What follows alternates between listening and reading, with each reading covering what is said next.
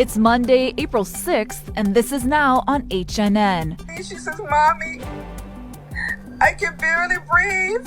The coronavirus death toll in the U.S. surpasses 10,000. Old people, young people, people are dying. Doctors warn this week could be the worst in the coronavirus pandemic. I'm Elise Preston in New York with more on the newest precautions being taken. Here at home, National Guard members are set up at Hawaii's airports to help with passenger screening. These folks are COVIDiots, and it's not going to be tolerated. Are people staying home? Police officers were out this weekend conducting stay-at-home enforcement operations. Carry that emotion and you wonder if you did everything that you could. These stories plus exclusive access inside a New York City emergency room coming up on This Is Now.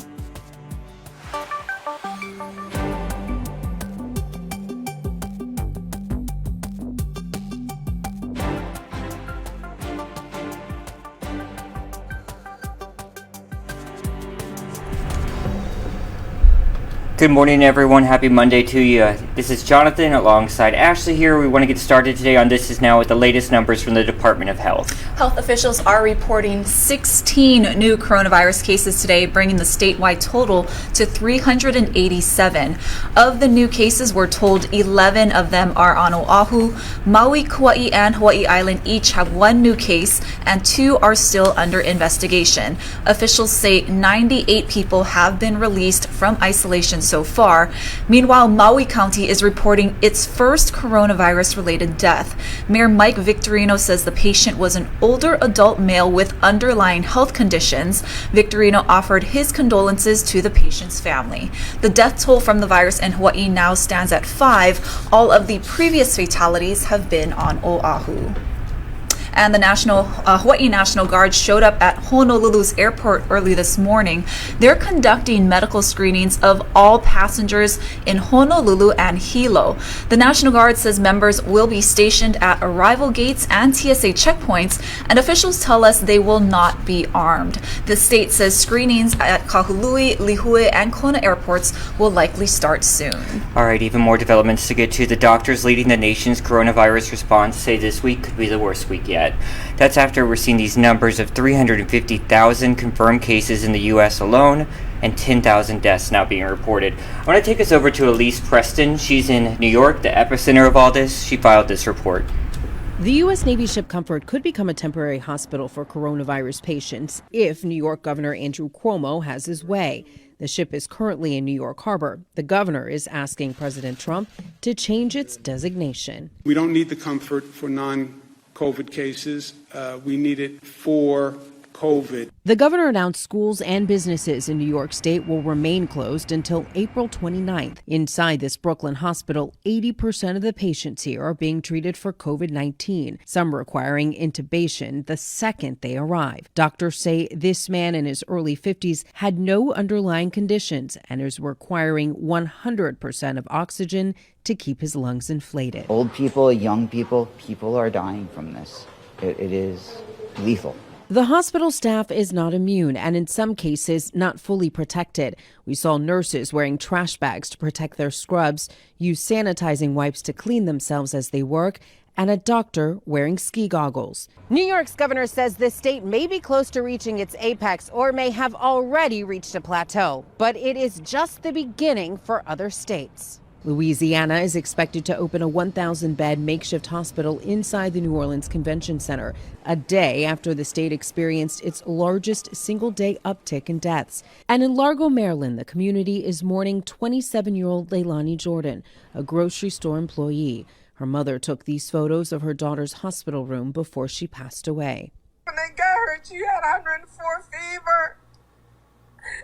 And they put her in isolation, and she called me. She says, "Mommy, I can barely breathe." Jordan's mother says instead of leaving work when the outbreak began, she only wanted to help people more. Elise Preston, CBS News, New York. All right, the president just gave an update along with the coronavirus task force. He really talked about a couple things. He's actually still speaking now from the White House, but I pulled a couple clips here that I wanted to share with you. The first clip, he's talking about the resources that the national government have deployed. He gives some important numbers. Secondly, he talks about an interesting phone call that he had this morning. Let's listen in. Nationwide, the Army Corps of Engineers is building 22 field hospitals. These are big hospitals and alternate care sites in 18 states. So you have a combination of 22 field hospitals. In addition to that, we're building alternate care sites, which is a little bit of a smaller version of the hospital. And we have a lot of them, and they're going up in 18 different states. In total, we have deployed 8,450 hospital beds from federal stockpiles. And, if you think this is done over a period of weeks, it's incredible, actually. More than 8,000 ventilators have been sent from the national stockpile to our cities and states, backed by the Defense Production Act, which we've used very strongly, very powerfully. So powerfully that we don't have to use it too much, frankly. And it's nice when you don't have to. We're getting more than we ever bargained for. And I also spoke just a few minutes ago with former Vice President Biden, who called, and we had a really wonderful, warm conversation. It was a very nice conversation. We talked about pretty much this. This is what we talked about. This is what everyone's talking about. This is what they want to talk about. And he gave me his point of view, and I fully understood that. And we just had a very friendly conversation.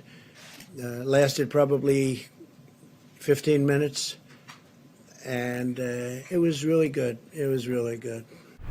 President Trump talking about the conversation he had this morning with Joe Biden. I want to take you over to Wall Street real fast. You can see stocks surge 7%. The Dow is now up 1,600 points. Again, that's 7%, bringing the Dow to 22,679. Good news there from Wall Street. Meanwhile, here at home, a lot of people are worried about the local economy. At the state capitol, a House committee is sharing economic updates on this COVID-19 outbreak and pandemic. Let's listen in here. I pulled some sound here from a leading local economist. This is Carl Bonham. He's with the UH, and let's listen to what he had to say. And you shouldn't understate the importance of reopening the local economy. That's going to happen first, and it's extremely important to the overall economy. Then the next step is restarting the tourism economy, and they lay out several important points on how that can happen and when it will happen. And sort of the worst case scenario is it doesn't happen until a vaccine is developed, right? So that's 12 to 18 months, not by Easter, but a year down the road, most likely. Or longer. And so that's really a kind of a worst case scenario. A better option and a more optimistic option is that the outbreak is brought under control, let's say in North America over the next month and a half. And that allows us to consider opening up tourism to, say, North America before maybe the rest of the world, or to other countries that have brought their outbreaks under control. And probably one of the more important elements is when are rapid antigen, same-day antigen tests available so we can do pre-screening of potential tourists. Late today, a UK government spokesman said Prime Minister Boris Johnson's condition had worsened and he was actually moved to a hospital's ICU. Britain is bracing for more deaths this week, but Italy and Spain are seeing their numbers begin to fall. Ian Lee is in London with the latest on the COVID-19 outbreak in Europe. In coronavirus-ravaged Italy, it's hard to see hope with scenes like these. But the country did record its lowest daily death toll in 2 weeks. Pope Francis offered encouragement during his Palm Sunday service, telling followers, "In the tragedy of a pandemic, have courage and open your hearts to love." The demand for coffins has risen dramatically in Spain, even though the number of deaths there has fallen for a fourth consecutive day.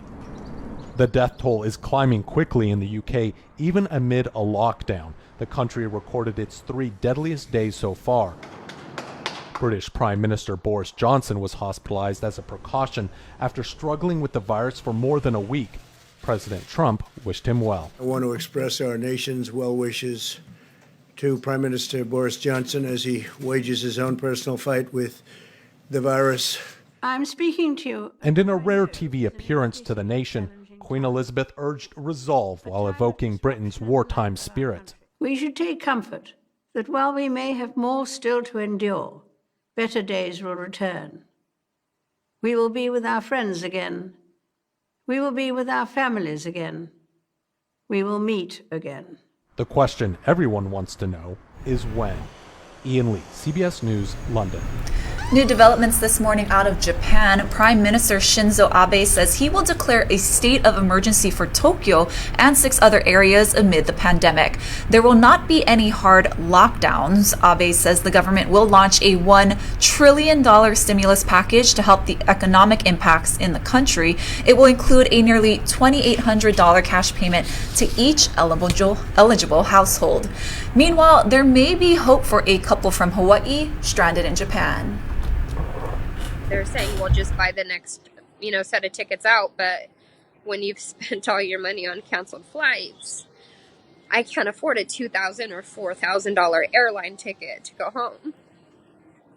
And then there's no saying that if I do buy that ticket, that airline's going to cancel.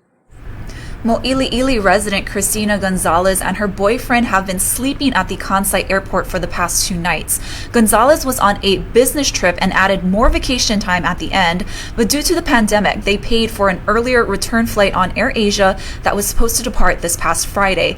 The 31-year-old says they only found out about the flight cancellation when they tried to check in, so the airline isn't offering a refund, only a credit for a future flight, but the next flight to Hawaii isn't until May. So Gonzalez says she's reached out to various agencies without any luck. Today, she expects to receive an emergency repatriation loan from the U.S. consulate, which is buying the return tickets, but the couple will have to spend 2 more nights at the Kansai airport, then take a train to a different airport to catch their flight home. Now to the story we've been following since the beginning here at This Is Now. Reports say that the Navy captain who was fired for issuing a warning about coronavirus aboard an aircraft carrier, this is off Guam, has fallen ill himself. This news comes as the Defense Secretary doubles down on his decision to dismiss him. Laura Podesto filed this report. Let's check in with that. In TV interviews over the weekend, Defense Secretary Mark Esper explained the decision behind firing Captain Brett Crozier. Crozier wrote this now famous letter complaining the Navy was not acting fast enough to get his crew off the USS Theodore Roosevelt and into isolation after dozens of sailors contracted the coronavirus. Over half of the ship has been tested. Only 155 sailors have come up positive. Those are all mild and moderate. There have been no hospitalizations whatsoever. So the crew is being taken care of out there. With regard to the relief of Captain Crozier, I think Acting Secretary Modly made a very tough decision, a decision that I support. It was based on his view that he had lost faith and confidence in the captain based on his actions. President Trump, during a briefing Saturday, said Crozier's firing was connected to the letter, which was leaked to the press, and also a recent stop the aircraft carrier made in Vietnam. A lot of people got off the boat. They came back and they had infection. And I thought it was inappropriate for the captain of a ship to do. I don't want to comment as to whether or not, but I agree with their decision 100%. The captain seems to have the full backing of his crew. Sailors chanted his name as he left the ship late last week. Esper said there's an ongoing investigation into the actions that led up to Crozier's termination. Laura Podesta, CBS News. Back here at home, 20 protesters gathered in Waimanalo this morning after the city announced it would resume work on a controversial project to build a new multi-purpose field. Mayor Kirk Caldwell made the announcement yesterday, saying the city has made compromises with community members and the group Save Our Sherwoods. The plans no longer include a playground. They now call for a multi-purpose field surrounded by native trees. Now, the project was put on hold after 28 people were arrested trying to block construction last September. And critics are already pushing back, saying the project should have been kept on hold during the coronavirus crisis. And we just got a breaking news update regarding this story. Josh Green spoke to one of our reporters, Allison Blair, just moments ago. Let's listen to what he had to say in regards to this protest. It's a terrible mistake. I can't for the life of me figure why the mayor would want to launch a project today when we know it's already got mass protest written all over it. It'll expose the protesters. It'll expose police. It'll expose the construction workers all to extra spread. It's counter to the governor's order for staying at home and social distancing. So it's just a risk that we don't need today. Meanwhile, police officers were out this weekend conducting stay-at-home enforcement operations, and as our Rick Daysog reports, fewer people were spotted on the beach. Police hit the beach on Sunday from Kailua to Mokuleia and Makaha, enforcing the statewide quarantine rules that ban people from sunbathing on the beach and assembling in groups of more than 10. At Makaha, officers cited a number of beachgoers who had parked along the highway illegally. Early Sunday morning, residents say the beach was overrun with people from town. If I'm living in Makaha, I shouldn't be going to Waimanalo or Waikiki or anything to go and jump in their beaches. Everybody should just stay in their own communities, not come out here like it's time for vacation. Officers were out in force on the windward side, too. The beaches were less populated today, and for those who hit the water, most followed social distancing guidelines. But it was a different story yesterday. For instance, in Waimanalo, residents say carloads of beachgoers from town swarmed the tiny community, crowding the beaches from early morning to sunset. I saw a lot of people pulling up with their coolers and their umbrellas and setting up big parties and drinking for hours at a time, and that just had just being selfish. I had a gentleman come up and try to relieve himself right in my backyard. It was a similar story in Lanikai on Saturday, with reports of sunbathers and large gatherings. Starting Monday, the city will ban all on-street parking in Lanikai 24/7 in an effort to shut down the beach. The city says the enforcement will continue through the end of the stay-at-home order on April 30th. Rick Daysog, Hawaii News Now.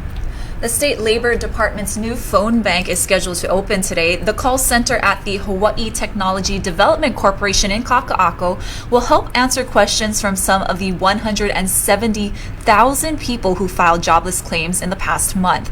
Once it opens, you can call the Labor Department's current number to reach the call center. We've been hearing so much about the nurses and doctors on the front line, but we really haven't seen too much of the working conditions that they're dealing with. Like, CNN has given a really unique, exclusive view of what doctors are dealing with. This is out of New York. Miguel Marquez filed this report. You really got to check this out.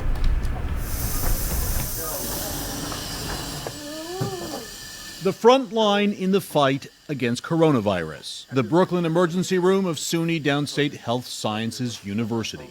Patient after patient struggling to breathe. This morning has been brutal. Today is pretty intense. We've had a bunch of people die in a very short period of time, which we, are prepared for. But when it happens so many times in one shift, it's pretty hard to tolerate. As we arrive in the ER, the latest victim of coronavirus at SUNY Downstate is being wrapped up in the emergency room bay where doctors try to save them. We visited SUNY Downstate for about 3 hours midday Friday. In the short time we were there, in the emergency room alone, 6 patients coded. In other words, they suffered heart or respiratory failure. 4 of them died. A devastating part of just one day. This is what we trained to do. This is what we signed up for, just not in this volume. You may have a code, maybe on a bad shift, you may have 2 codes where you carry that emotion and you wonder if you did everything that you could. I think it's emotionally hard to prepare for this level of sickness and suffering and morbidity and mortality in such a short period of time. I don't think any of us are well prepared for it. Have you ever seen this ER jammed like this? Not quite like these days, no. You're not at max yet, but you're pushing it. Yes, we're pushing it.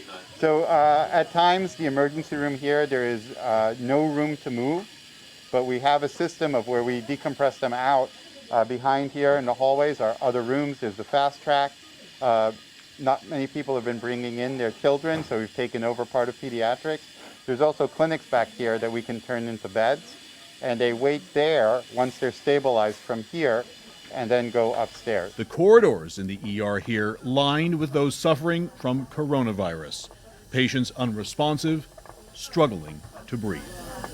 It is the hard reality of this virus. For some patients, it attacks the lungs, depriving them of oxygen, slowly suffocating them. With COVID, the pneumonia is not just in one lung, but rather in both lungs, leaving the patient with no good lung.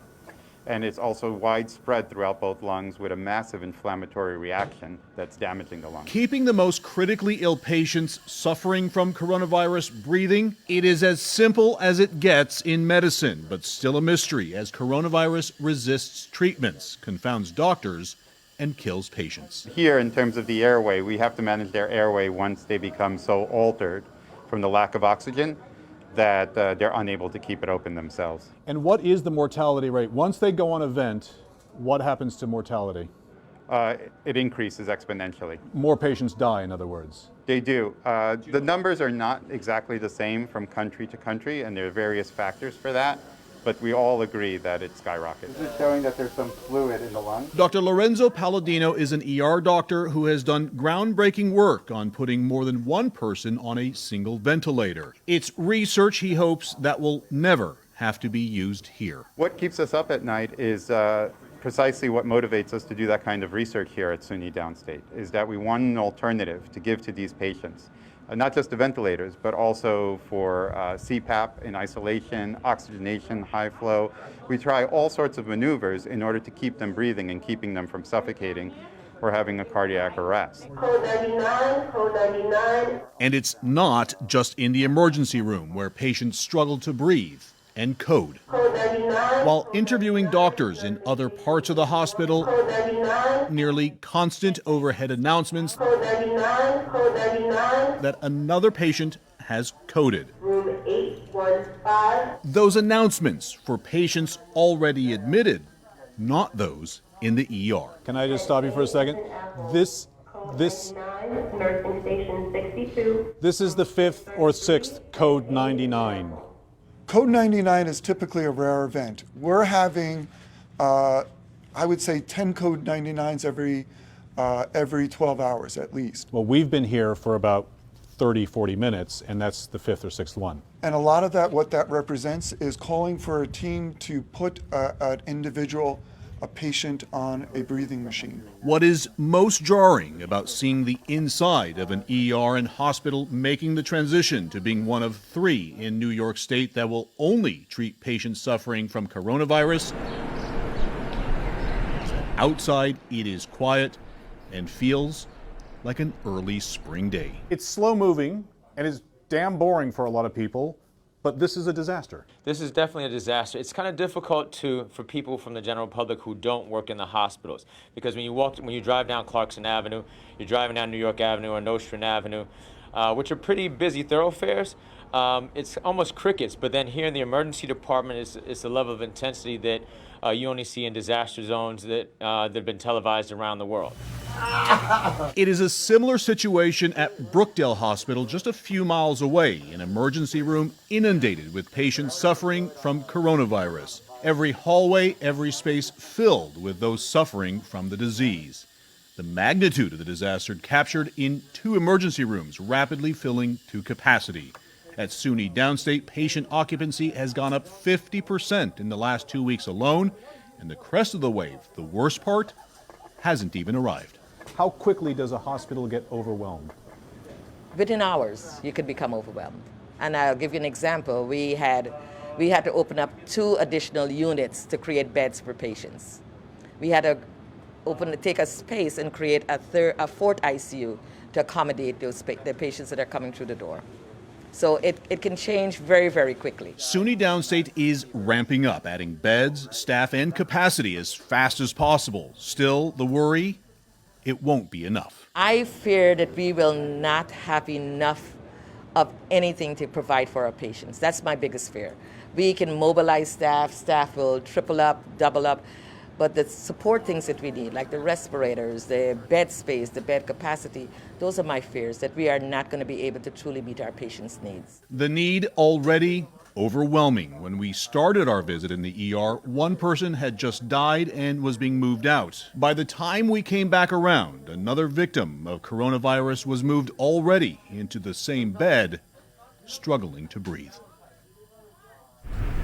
And for our healthcare heroes back here at home, a new program starts today. Under the Hotels for Heroes program, 33 hotels statewide are opening their rooms to these people on the front line, our first responders and our healthcare workers. And the program provides them with a place to rest between those long shifts and a place so that they don't have to go home and potentially expose their loved ones to the virus. Now, the visitor industry worked with the Healthcare Association of Hawaii to get this special program started. All right, let's move on to some other headlines. A tiger at the Bronx Zoo has tested positive for COVID-19, and there's some new restrictions for cruise ship passengers. Let's get over to Nancy Chin with the wrap-up of all these headlines. Cruise ship passengers and crew arriving in the U.S. are now restricted from boarding domestic commercial flights. The Trump administration says the restrictions will apply even to people not showing symptoms. A tiger at the Bronx Zoo in New York City has tested positive for COVID-19. The 4-year-old female was one of several large cats at the zoo that had developed a dry cough. All are expected to recover. Allstate announced it is giving back $600 million to its auto insurance customers during the pandemic, since fewer drivers on the road mean fewer accidents. Customers will receive a credit for 15% of their monthly premiums in April and May. And Augusta National Golf Club says it is planning to reschedule the 2020 Masters Tournament for the week of November 9th through the 15th if the situation allows. Nancy Chen, CBS News, New York. And to some good news now, the World Health Organization and Global Citizen have announced an upcoming international virtual concert called One World Together at Home. Now, Lady Gaga, who said she spent the week raising $35 million in donations, is helping to organize it. We need to tell the stories of and celebrate the frontline community, healthcare workers, and their acts of kindness. What's very important is two things happen for all of us, that we celebrate and we highlight the singular, kind global community that is arising right now. Two, we want to highlight the gravity of this historical, unprecedented cultural movement. And three, we want to celebrate and encourage the power of the human spirit. There will be appearances by big stars like Elton John, Paul McCartney, Billie Eilish, John Legend, and Lizzo, just to name a few. One World Together at Home will air it live across multiple networks on April 18th. All right, looking forward to that. You said Lizzo, right? That's right. That's my girl. All right, guys, that's going to do it for us today. We do know we have a press conference coming up with 2:30 with state officials. We'll carry that live, of course, especially here on your HNN Digital platforms. Any other updates that come throughout the day, we'll bring them along to you if you just sign up for your HNN push alerts. Also, don't forget to sign up for your newsletter that we're sending out every day. You just do that on our website itself. Just sign up right there. Stay safe, everyone. Have a good day.